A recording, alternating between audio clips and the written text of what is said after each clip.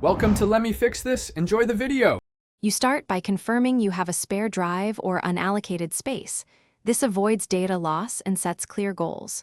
Once done, open Start, type Disk Management, MSC, and run Disk Management as administrator so you have full control.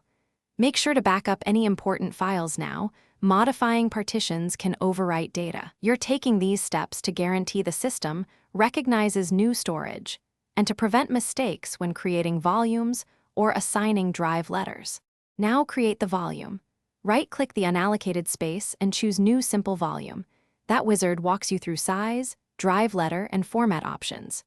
You should pick NTFS for system drives or XFAT for removable cross-platform use, because file system choice affects permissions and max file size.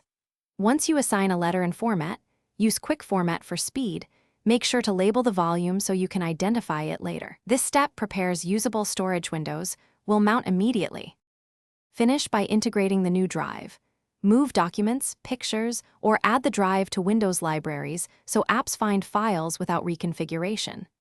If the drive doesn't appear, rescan disks in Disk Management or change the drive letter, because letter conflicts often hide volumes. Make sure drivers in Device Manager are current. If you see corrupted data, run chkdsk to repair sectors. These final checks ensure stability, and that Windows and applications use the added storage reliably. Thanks for watching. If you found this helpful, don't forget to like and subscribe.